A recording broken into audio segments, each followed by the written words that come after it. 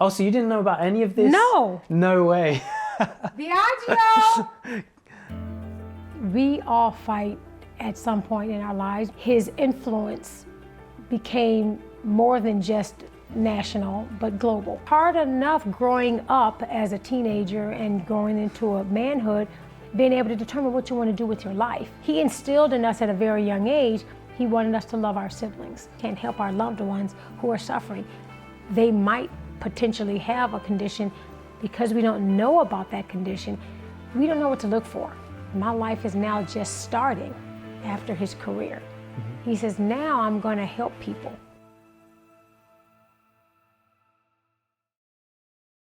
Do you think every man should enter the ring and have a fight once in their life?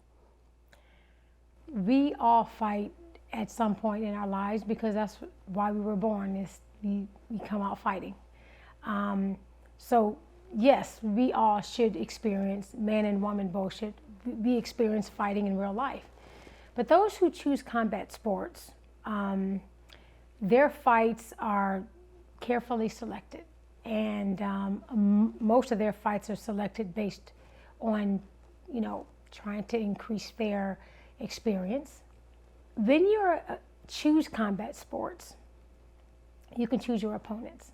And I think every man should be able to fight either in the ring or out, but fighting is something that's imperative for survival.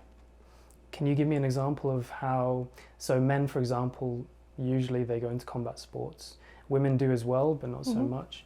Can you give me an example of how women can fight? Well, we as human beings are fighting for something.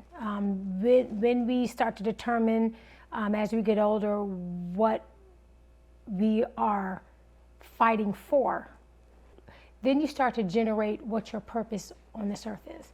Now, some people don't really fight for anything. Sometimes some people just fight for themselves. But for the majority, most people as they get older and they experience life, they generally fight for something. Whether it's fight for their family, fight for their freedom, fight for good causes. And some of them don't have good intentions, some of them fight for bad causes. But you are fighting for something. And usually when you fight for something, it gives you a purpose. And I think it's imperative that man and woman alike find what their purpose is, and that's going to determine who you're fighting for. And would you say that if you do find a purpose and you find something to fight for, that it can help you to find happiness? Absolutely. I think when you're fighting, for example, if you're fighting for freedom, you're fighting for equality. These are all things that my dad, for example, fought for. He fought for freedom, for equality, for his people and himself.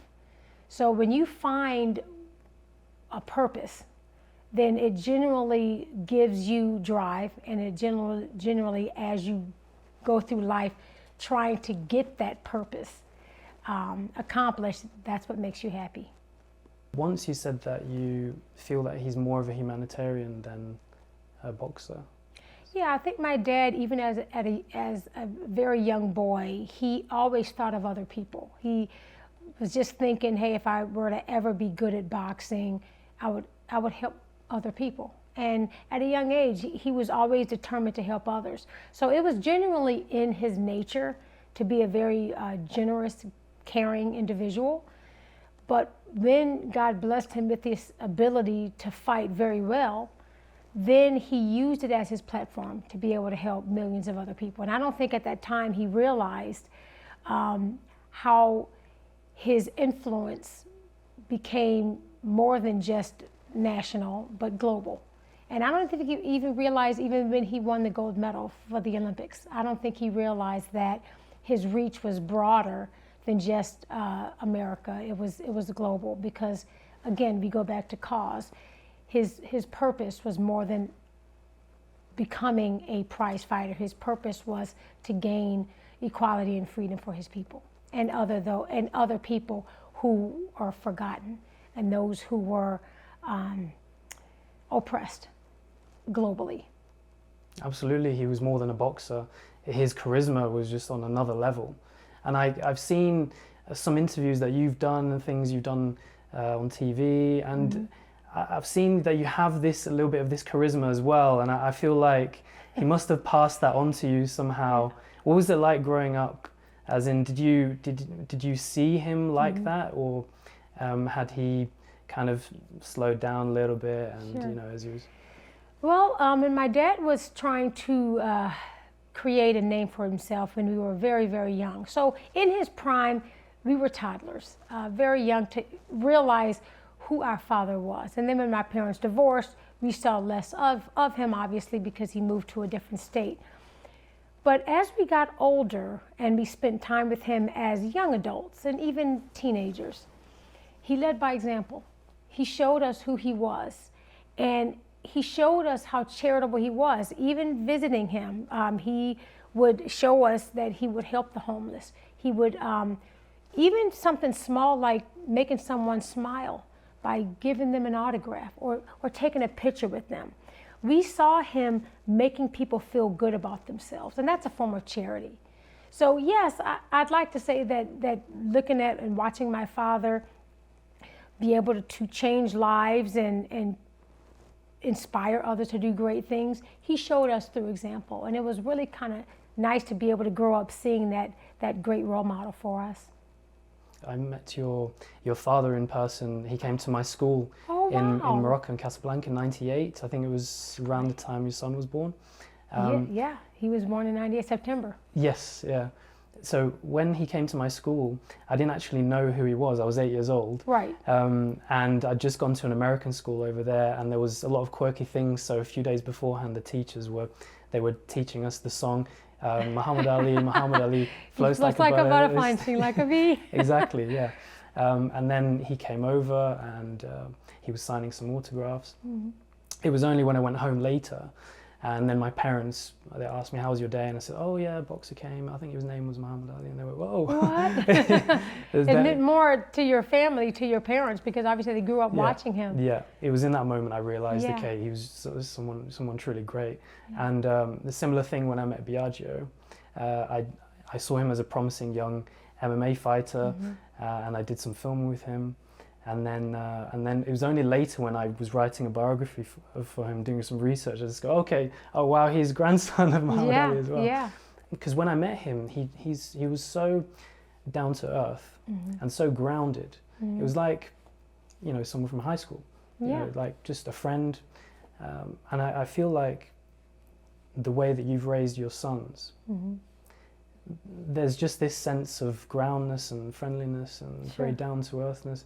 So how have you brought up your sons? Was there something deliberate? Have you, I don't know, not necessarily isolated them from certain things, but have you exposed them or taught them certain things about how to navigate society? I know exactly what you mean, totally. Well, the first thing is our personalities go into raising our children. Usually parents, their personalities play a large force in how they raise their children. Obviously, we're a Muslim family. We grew up Muslim. I was born Muslim. A lot of that dictates the decisions I make, and that really goes into how I raise my children.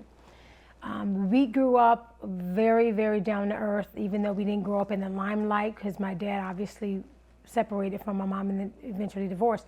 But we grew up with very strict Muslim grandparents who instilled in us. They did shelter us too a bit because of who we were, but they did teach us right from wrong from the beginning.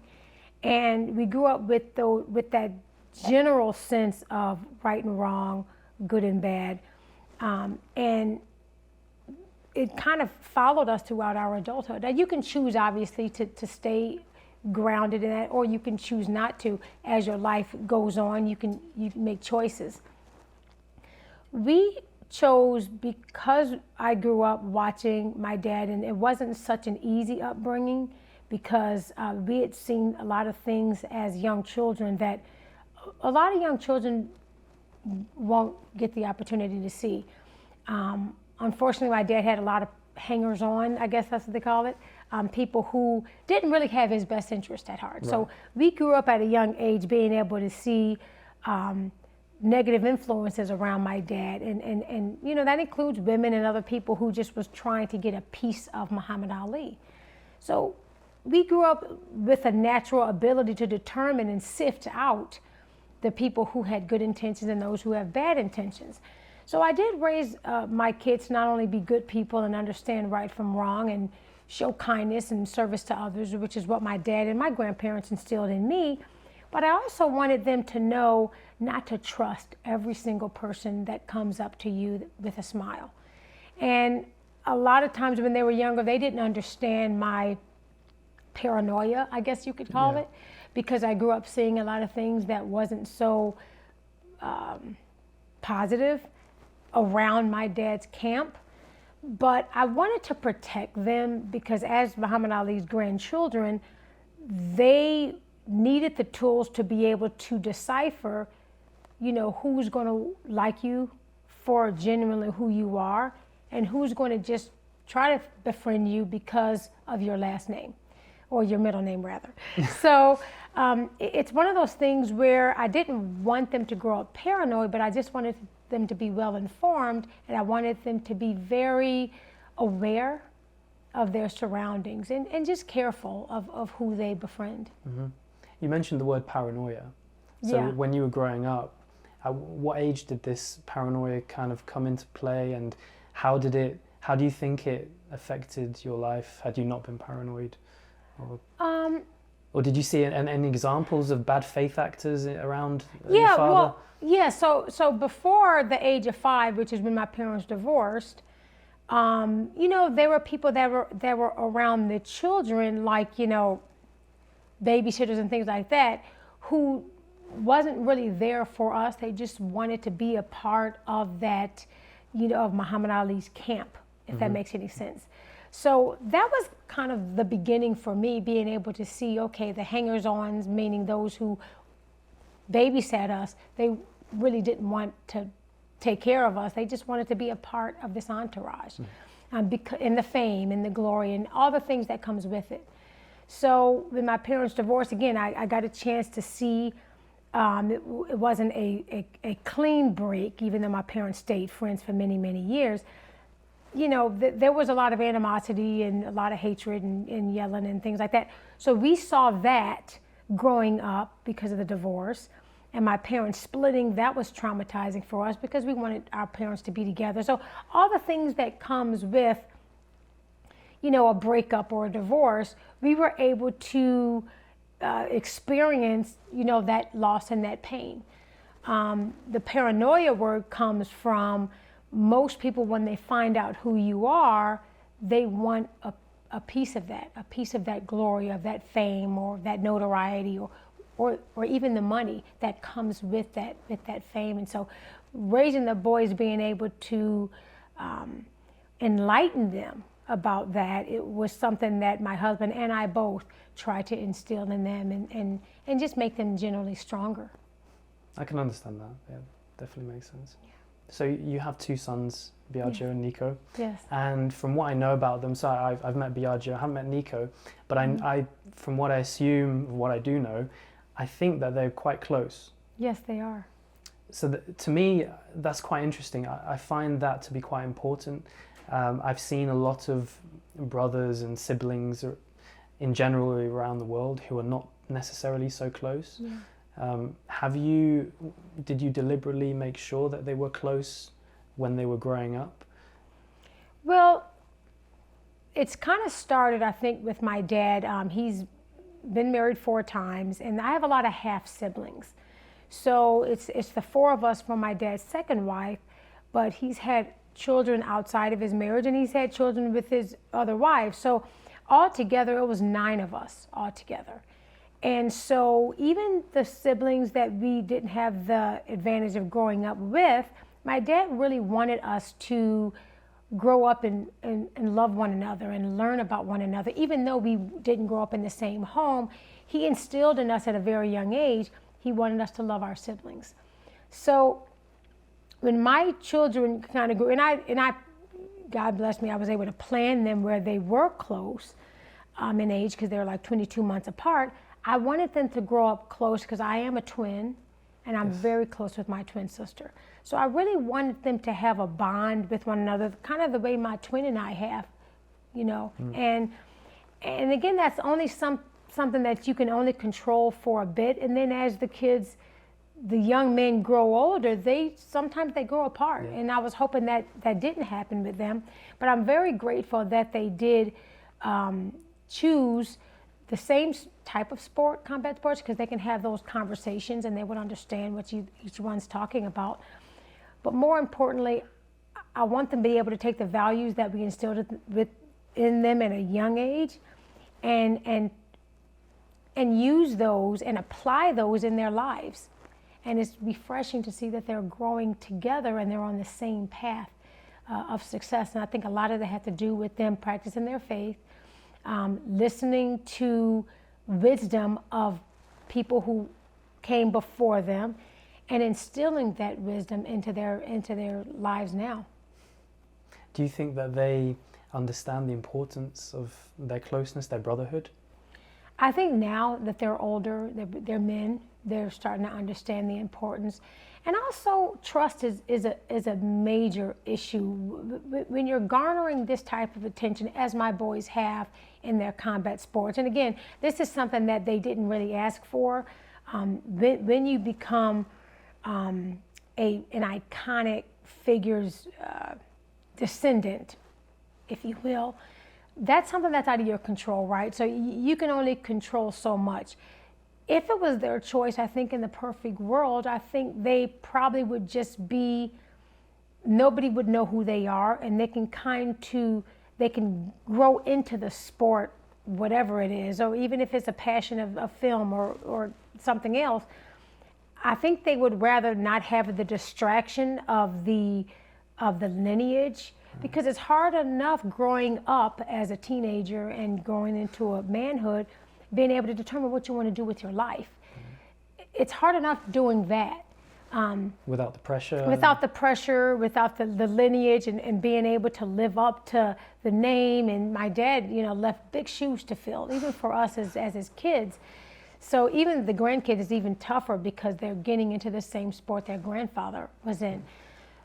But it's really refreshing to see that they've handled the pressure of the name very well, actually. And I applaud them for being able to take that, which is not very easy to do, and take it in stride and do very well with it as they learn and grow. I've seen that as well. I definitely agree. It's almost like a royalty, really, especially considering who your father was. Yeah. So it's definitely, it's great. Easy. Yeah, to me it's very important, and so for me to know that they're so close together and they have each other's backs is fantastic. Absolutely. Yeah. And you're really close with your twin sister as well. I am. My twin sister, unfortunately, she lives in another state. She lives in Chicago, and I live here in Vegas. But we talk 10 times a day, and I try to go back and see her as often as possible. In fact, I was recently able to see her for our Eid celebration. Right. So I've been home back to Chicago and celebrated Eid with my family there and my twin sister. So that was really nice to be able to find an excuse to go back home and visit. And of course, you're Muslim, and yes. How much does Islam play in your daily life, family life? I was born Muslim, but as we grow into adulthood, I think I have gotten a lot more spiritual, as you get older. And it's not guaranteed as you get older you become more spiritual. But I think generally, as you experience life, you start to determine what's really important and what's the driving force in your life and what your life's purpose is. And I think I've tried anyway to lean on my faith, because that's what my dad did. He did not have an easy life. Throughout his trials and tribulations throughout his life, and he's faced many of them, especially growing up in the Jim Crow South, where he faced extreme racism and disparity between races and discord and a lot of sinister laws that were against people of color. And so he leaned on his faith to be able to help digest the injustice that was going on in the world. Yeah. And so I think I'm kind of taking a chapter out of his book and leaning on my faith as challenges come my way as I get older, and with the children being able to help them with their careers, I think faith has helped me extremely to be able to walk into the world of combat, the new combat sports, with clarity. And I think my faith has been able to help me do that. I've had a difficult time trying to actually define who you are, of course, because you've done so many things, which is amazing. You're a businesswoman, you've had your own TV show, and in your own words, who is Rasheda Ali? Rasheda Ali has lots of layers. I am many things, but first, I am a Muslim, and I'm a human being. And I'd like to say that I'm a good sister and a good daughter, a good mother, a good friend, and a good person, a good human being. I started off in the arts, as an actor, and it kind of led me into other things. And then I became a parent, and then I became an author and a speaker, and I started helping causes, mainly people who suffer from Parkinson's disease and other neurocognitive diseases. So I wore that hat where I wanted to campaign for them and became an ambassador for people with Parkinson's. But I'm also always reinventing myself. There's a lot of causes here in my community here in Las Vegas that need attention. Homelessness is a major issue here. So I try to tap into that community. And again, the boys, I've tried to show the boys, as they were young kids, hey, we would go and feed the homeless. We would make wellness kits for those who are suffering, who don't have homes, those who don't have jobs. And so I wanted to instill in them the charity part of our lives, because really, what's the point of walking through life without having, again, we go back to purpose. Yeah. And our purpose is to serve others.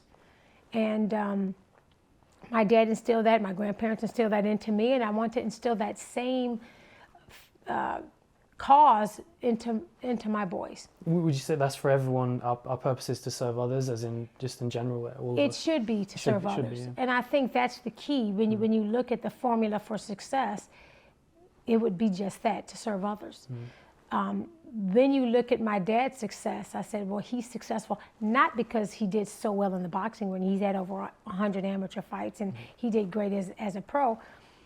But when people look at Muhammad Ali and what made him successful, most of them will agree that he was a humanitarian and he served others his whole entire life.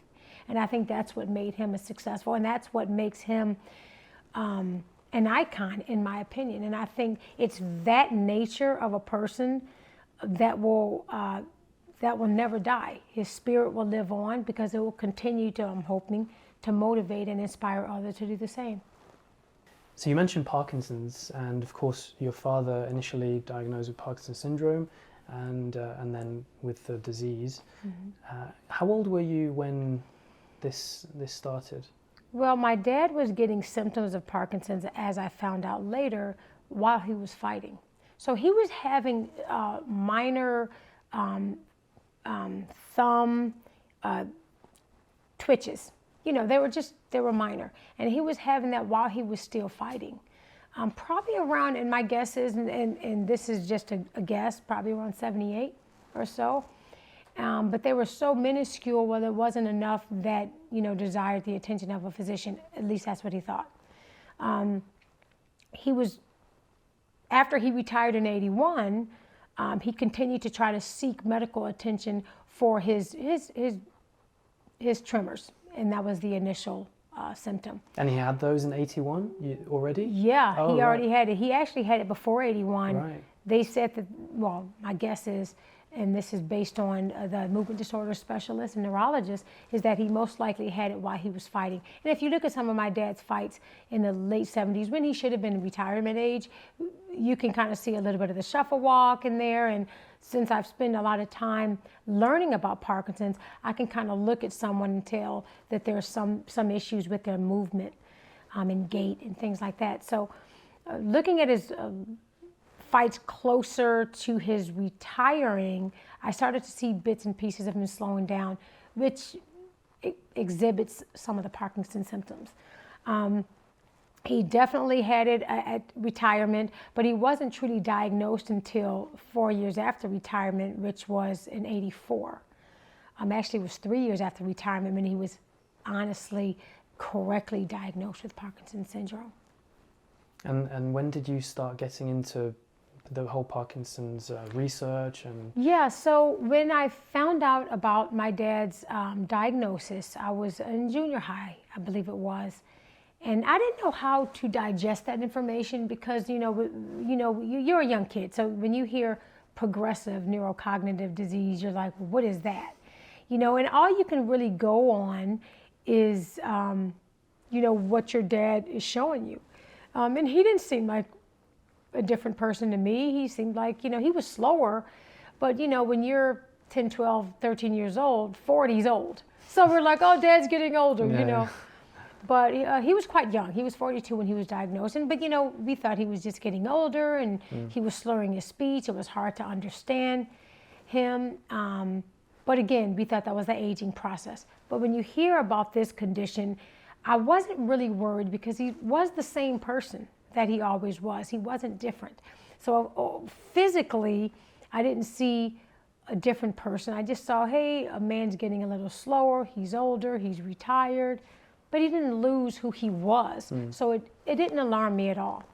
I think later on, as I started to learn about the condition, my kids inspired me to delve a little bit more into what the condition is because they asked questions, about their grandpa. They were like, oh, why is Poppy shaking? And I was like, oh, well, he's older and he has Parkinson's. But it was not a big deal to me because, again, I wasn't alarmed when I initially heard about this condition because I saw my father was still working. Yeah. He was still doing well financially. You couldn't imagine how it would develop into at the time. I couldn't see the future. Yeah. I couldn't see, he's doing well for now. I think we're good. But when my kids had questions that I didn't think about the answer to, I started to really go deep into what it means to actually have Parkinson's. And that's when I started to do my own research about, what does this progressive condition mean? And, the years have gone on. My kids were young. My dad's symptoms were getting worse. Yeah. And I physically saw them getting worse. So again, that was another catalyst for me to move forward and trying to learn a little bit more about my dad's condition and what that means for us, his family. So what happened in the 90s? Because, of course, there were two famous people who kind of everyone learned about Parkinson's from. Sure. Your father and Michael J. Fox. Yeah, he's my hero, by the way. So there were two unlikely allies, right? Because, Michael was an actor from Canada. My dad was an American boxer. But they were both young. They were both young onset Parkinson's patients. And so I think most people thought in the misconception, including some of the physicians that he went to for diagnosis and proper diagnosis, is you really can't get Parkinson's unless you're older. And I think that's one of the misconceptions that a lot of people have. Yeah. Even though the average onset age is still around 60, you can still get it. And as I've traveled the world learning about Parkinson's, you can get Parkinson's at 18 years old. So it is a movement disorder that is they have a genetic component to it, but there's also an environmental factor, which I think is in 80% of the cases is environmental. Right. And it's the food you eat, it's what you drink, it's the chemicals that go on your fruits and vegetables. It's a lot of different factors that plays into the diagnosis and how people get Parkinson's. And I'm learning that throughout my research. But, the kids are also learning as I'm learning. So the questions they're asking, I'm throwing it in my book. I'm like, oh, you guys are asking questions. And the kids are like, 6.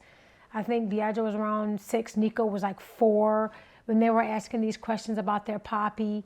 I'm jotting down their questions as young kids because I wanted to teach other young kids about their grandpa or their parents who also have been touched by Parkinson's. So I want to help and broaden my audience and to help those who have just been diagnosed, who have no idea what to expect, with their loved ones. And the kids have initially helped me with this book through their questions. And I kind of made a children's book because I wanted a really layman's terms way of explaining this condition without complicating it, especially, for a younger audience.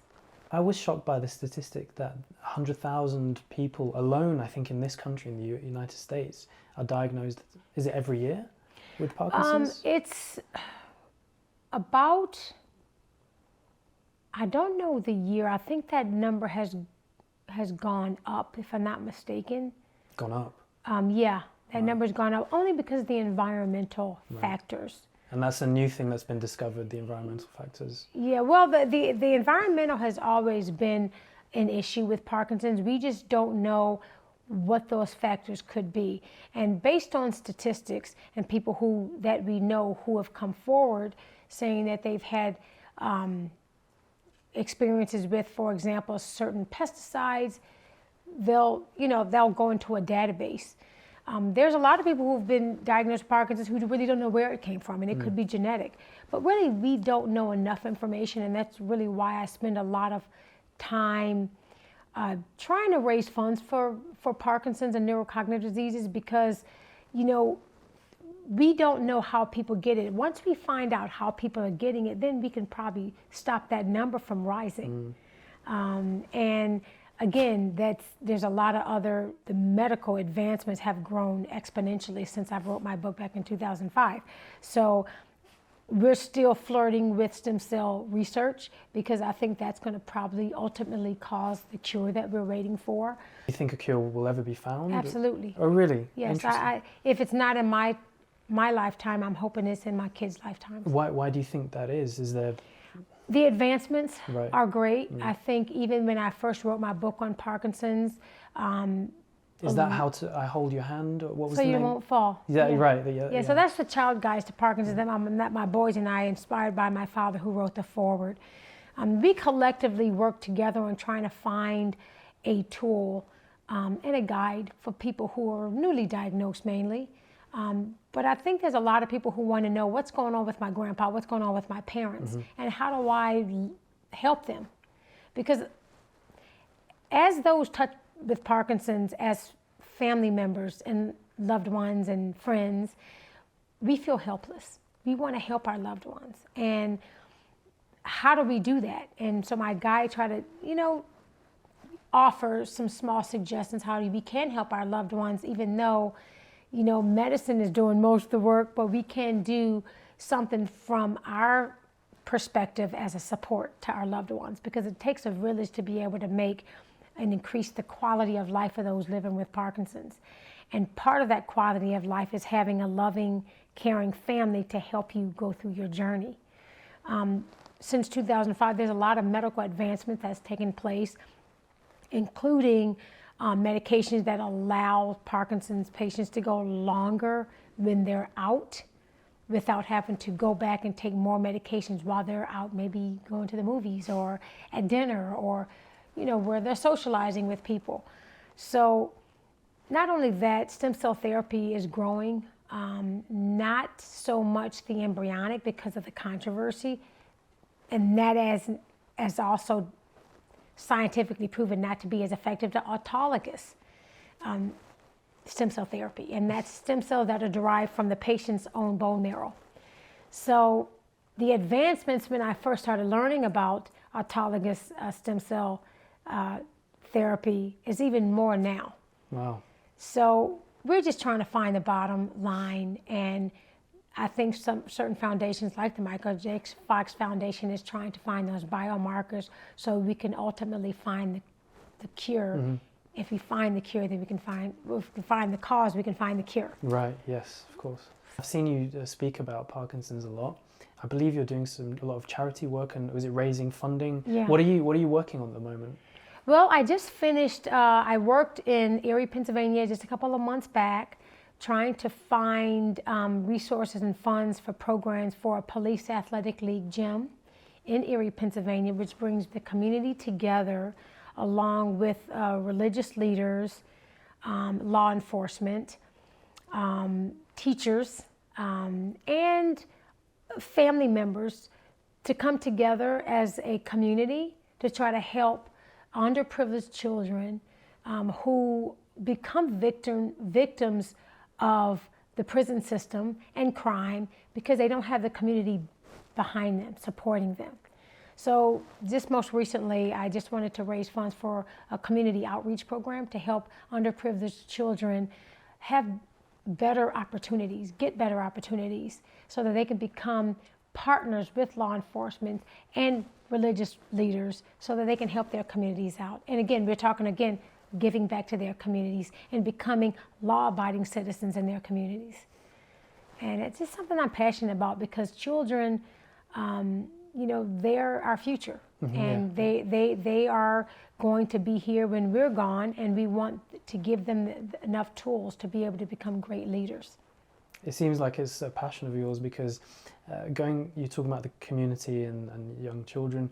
Going back to my first question, I saw an interview you did online, or it was on one of the news networks, where it was, I think, in Chicago to do with gangs. It was the anti-violence campaign. Yes. Yeah. Yes. It was gang prevention. Yes. And what I was trying to do is raise money. The boys were with me. They were very young at that point. At that point in time, Nico was just, he wasn't even an amateur yet. He was probably 12 or 13, and he would do small tournaments where he would just fight just small, a couple rounds for charity, for children's childhood care, charity events and things like that. But I also went back to Chicago to be able to take part in an anti-violence campaign. I don't know if you know the story of my cousin, when I was in my late 20s, passed away, unfortunately, a gun violent crime. And he was very young. He was probably, I think he was 17 or 18 at the time. And it tragically struck our family, and it affected me. I didn't talk about it a lot until I had the opportunity to give back and raise money for anti-violent campaign in Chicago, which is obviously, that's my home. So of course there was an extra, passion there that I wanted to help people in my community.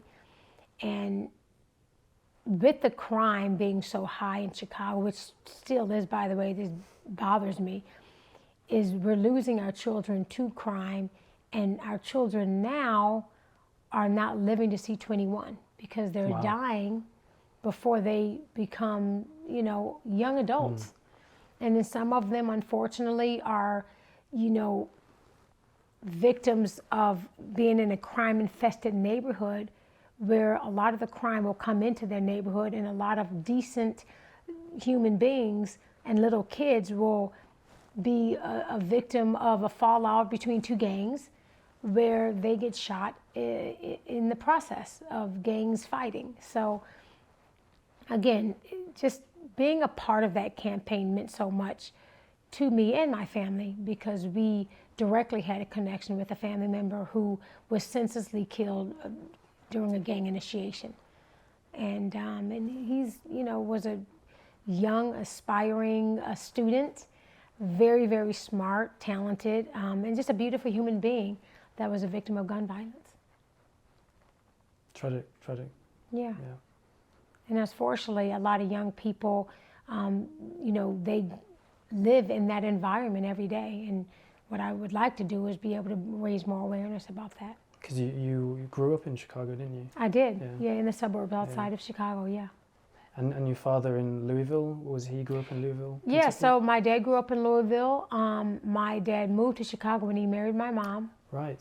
And then, of course, we were born in Philly because my dad ended up moving to Philadelphia because his training camp was in actually New Jersey, but we were born, in Philadelphia. And then he was a young father trying to make it work.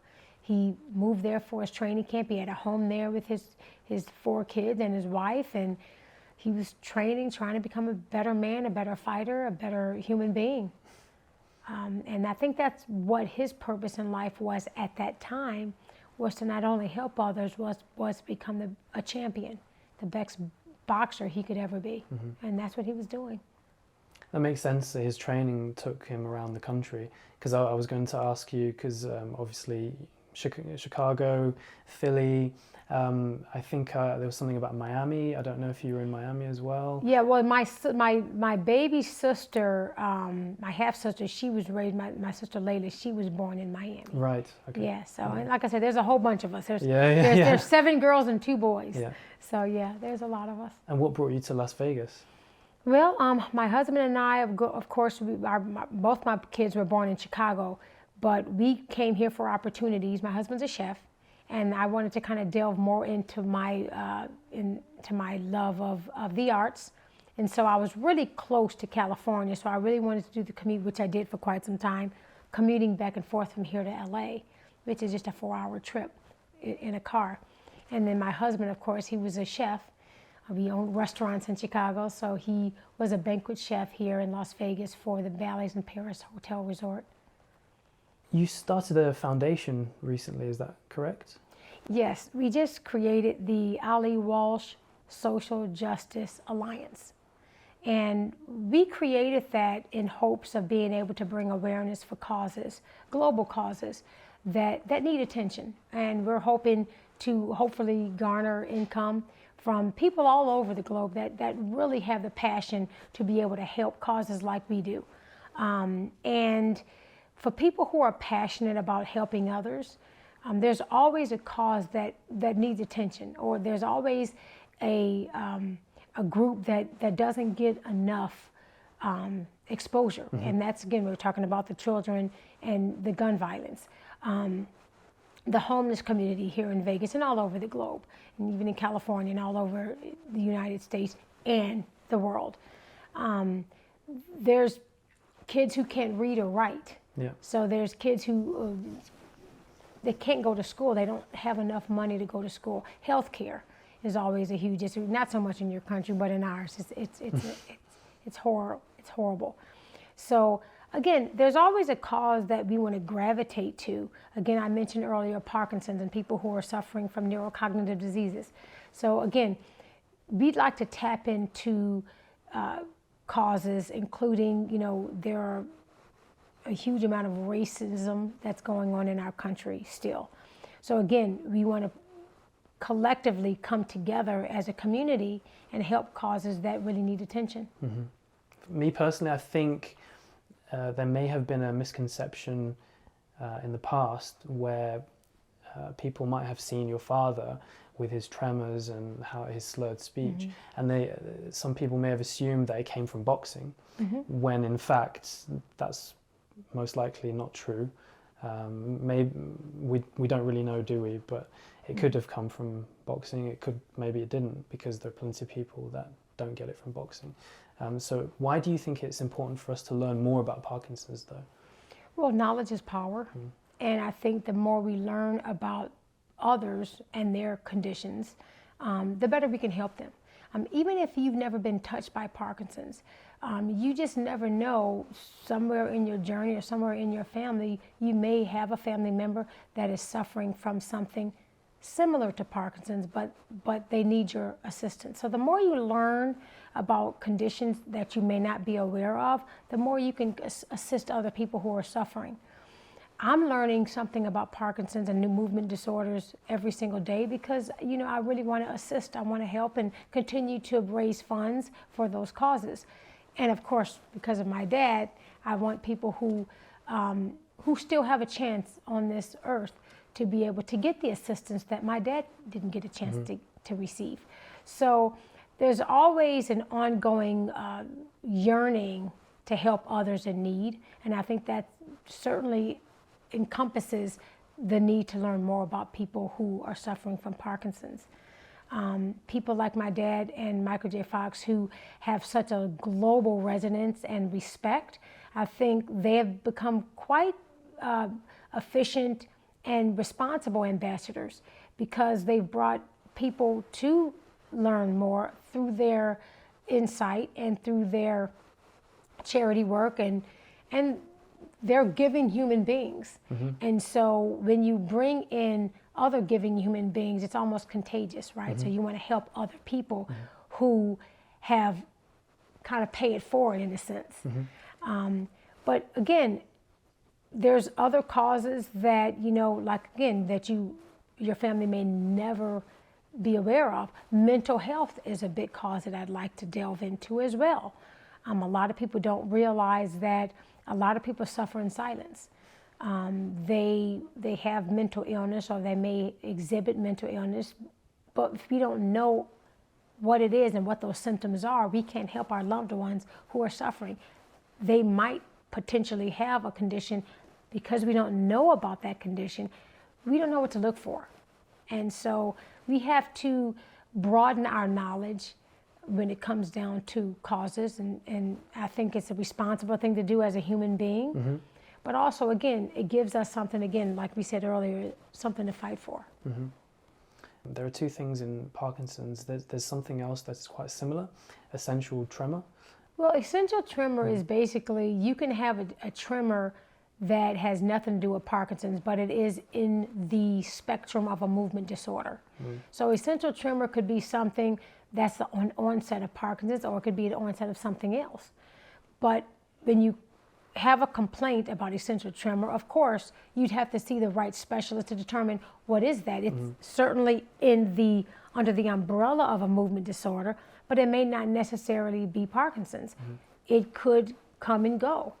And again, it's something that depends on what specialist you see. Again, when my dad was here, he raised money for people who really couldn't afford to see a movement disorder specialist, or if they're in a small community in Poland, for example, because I went there and traveled, they didn't really have a large population of doctors who help people with Parkinson's. So sometimes you could be on a waiting list for 6 to 7 months to a year. Right.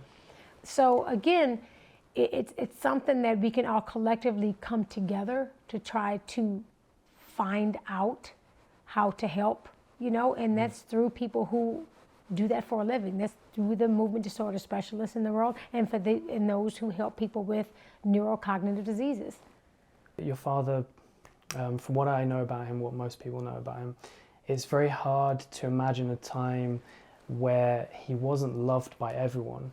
The way I've seen him is everyone loves who he is, but that wasn't always the case. He was in fact vilified for a long time, growing up and through most of his boxing career. At which point do you think that stopped or that changed? Well, I still think there's a population of people who just thought he was arrogant and they just don't like him. So there is a small population of people who just and I hear it when the boys are fighting. I hear the comments about Muhammad Ali wasn't a hero and all this stuff.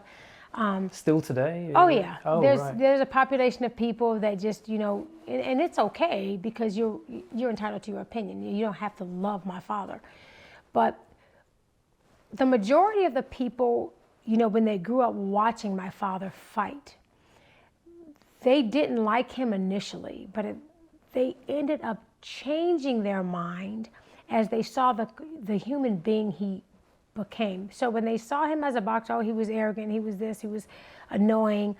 My dad didn't really care if you didn't like him. He just wanted you to pay for a ticket. You're like, just pay for a ticket and just watch. Because he wanted to bring people to this boxing game. And he also wanted to help his opponents who really needed the money or the notoriety. And so he wanted to help the sport generally. And his antics as an actor and as a comedian, he did that. But people who remember watching him as a boxer and they saw how he turned his life around in terms of socially making a stance against injustice, against people who were racist and those who were treated unfairly. When he went against the war, a lot of people respected the fact that he wanted to keep us safe, and why are we going, miles and miles away from our country to fight other poor people when we have issues in our own country? Yeah. We can't even practice our own faith. So he actually opened a lot of people's eyes to the deceptions of our governmental system. And for those people, they changed. They said, okay, I didn't like him at first, but now he earned my respect. So I think the majority of the people did, gain a different insight about my father by respecting his cause, if that makes any sense. Yes. He used boxing as his platform to create change, and he wasn't just changing for his people, he was changing for everyone. He, mainly for people who were not treated fairly, who were discriminated against. A lot of people of color, men and women, would say your father did more to me than my own parents, in the sense where he made me believe in myself again. He gave me hope that I could be somebody great. So when you look at the greater picture of what my dad did for people, I see a lot of those people who didn't like him turn around from despise to respect. I've seen you pass that message on as well in some of your other interviews as well. Yeah, it's beautiful to watch. Yeah, I think you still try to inspire others, you know, telling them that they should, you know, pursue their dreams and not give up. And so that's I mean, he never gave up his dreams, and he told me, I mean, you know, when we would have conversations, never give up your dream. If you believe in yourself, you can do anything. He has inspired others to maybe, you know, those who maybe didn't have a strong faith system, to maybe encompass some type of faith, to give them the courage of conviction, which is what my dad had. He had strong conviction because of his faith. And I think he brought a lot of people to, I don't even want to say religion, because sometimes people don't like organized religion, but I think he brought people to a more faithful, more belief system. Interesting, yeah. That gave them the courage to be able to pursue their dreams or help others or whatever their fight is. And despite all his struggles, it just seemed like he was having fun all the time. Yeah, he was. He was, wasn't he? Yeah, well, my dad was a staunch believer in everything happens for a reason. And he knows that he was put on this earth for a reason. And he said, and I know it wasn't to be just champion of the world. He said, I know it was a bigger purpose. And when we were younger, he would always ask us, what's your purpose? Really? Wow. Yeah, he would ask deep questions like, why do you think you're here? Wow. You know, and so it kind of forced us to think deeper into like, really, why are we here? You know, and my dad kind of, the reality was, you know, I'm not here to, you know, make a lot of money and live in a big house and have all these kids and whatever. There's a bigger purpose that I serve. And he would always talk to us about those deep conversations, which I thought really helped us going into adulthood. That definitely, I think that answers my earlier question even more. It makes a lot of sense, yeah. Mm-hmm. So you growing up, you were being asked these questions and you were already being taught to think in a way probably on a higher level than you might have done otherwise. Yeah, and I think it's important that my dad always thought outside the box. So he always, you know, stressed to us, you know, to believe in yourself because that's the most powerful tool you can have. But also, you know, the friends that he had, like Malcolm X, who always was a staunch believer in self-love. And my dad always promoted not only kindness, but promoting love and respect for yourself. For oneself. Because I think that's where it starts. And if you don't love and respect yourself, you're not going to love and respect anyone else. And I think he lived by example. He seemed someone who's quite fearless, but was there anything really, not necessarily to do with boxing, just anything that he might have been really afraid of? Yeah, my dad would say, read the Quran to him. So we would read about hell and he'd go, it scared him. Because he wanted to make it to Jannah. He wanted to make it to heaven. And, you know, hellfire scares you when you read about it. In any religious book, you're like, I don't want to go there. But my dad used to walk around with a match in his pocket. With a match in his pocket? Yeah. He would walk around with a match and say, oh my God, if I've struck this match and held it to my finger, that's how hellfire feels. And sometimes it was a reminder. Because my dad was in the world of sports and entertainment. So he was always tempted in that world. He was always being tested in that world. And he needed a reminder in his pocket. is that I got to make sure that I'm doing the right things. And he wasn't always following the rules because he's human, but he was constantly thinking about, okay, I got to make sure that I stay on point because that's going to determine, because my dad wasn't stuck on this world, in this life. I mean, it was important what he did in this life, but what my dad, especially at the end of his career and his retirement, he focused and he talked a lot about the afterlife. And for those who believe in that at all, he said, I live in this life to get to the other life, but I want the other life to be a good one. And he talked about it to us. And he inspired us to always think about that. Because a lot of times when you're in that world, and the boys are kind of gravitating to that world of sports and entertainment, I'm really glad they had their grandfather to talk to about it, because it's riddled with deception and distractions and people who, like I mentioned earlier, that doesn't have the best intentions. So if they were equipped with the tools to go into a world like that, that sometimes could be very dark, they'll be successful because they have had the tools to be able to fight against those, you know, those not so good people with intentions. Yes. So again, that's what my husband and I are trying to instill in them, is as they embark into their careers, it's not just focusing on being a champion, but it's also focused on doing the right thing and staying who you are. And part of that is staying humble. As he was coming towards the end of his career, I believe you went to his last fight. Was it in? Yeah, Was it in 81. the Bahamas? Yeah, Nassau. Yeah, 81. Yes. Yeah. So obviously you didn't experience most of his fighting career. Didn't Yeah, I was see too young. Yeah. Yeah. But do you know how he would have celebrated after a fight? Was there a meal maybe he would have Ice cream. had? Ice cream, really? Yeah, actually he had ice cream before and after the fight because he loved it.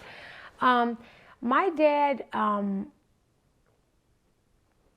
thanked the Almighty for his victories and his losses, because you really don't learn if you never lose.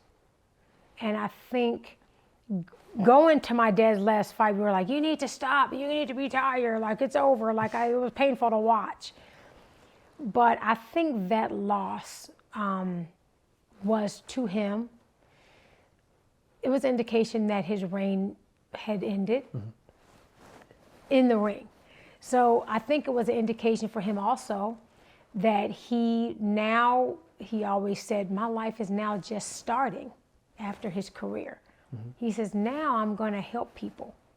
You know, I've spent a lot of time in the ring. I've showed off and I've made people laugh and I've inspired people in the ring. I've done the best thing for my career as an athlete. But now the humanitarian hat comes on, even though he was a humanitarian while he was still fighting. But he focused mainly on becoming a champion and being good at what he did. Now he can focus all his attention on helping people. But now he has the burden of having Parkinson's while he's doing it. So it was a little harder for him to be able to get places and travel, but he still did it because, again, he understood that his purpose in life wasn't just to become a champion. It was to serve others. I can imagine that's quite inspirational, because there are a lot of fighters, I know as a fact, that once their career comes to an end, which is usually at such a young age, they tend to wonder, okay, what do I do now? What's my purpose? Yeah.